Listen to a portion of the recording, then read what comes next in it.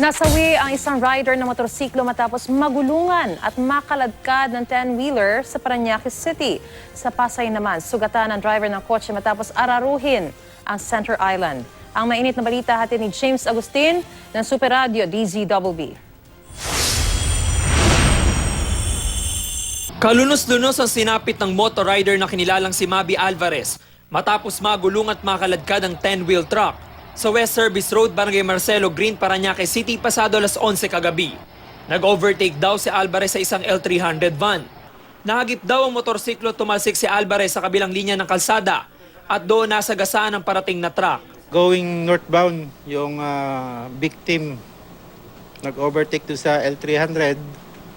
Then pasalubong naman doon sa trailer truck na pa-southbound direction. Nakaladkad ng truck si Alvarez ng halos 10 metro at naipit sa isa sa mga gulong ng truck na agad niyang ikinamatay.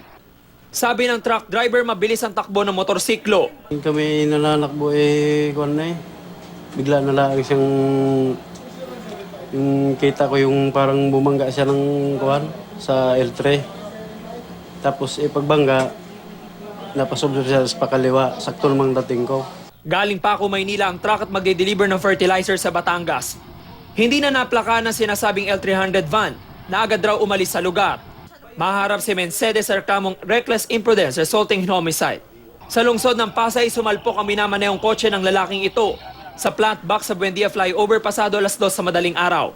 Agad na isinugod ng rescue team sa ospital ang hindi nakilalang biktima na nagtamo ng mga sugat sa ulo. Tumama siya ron sa may una sa may barrier daw. Tapos doon, umikot na papaganon yung sasakyan niya. Bali nakataob yung sasakyan niya kanina.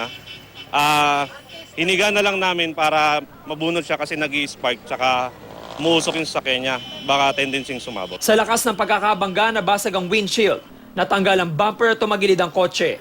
Natanggal pa ang isang gulong at nayupi ang kaliwang bahagi nito. Bahagyang nagdulot ng pagsisikip sa daloy ng trapiko ang disgrasya. James Agustin, GMA News.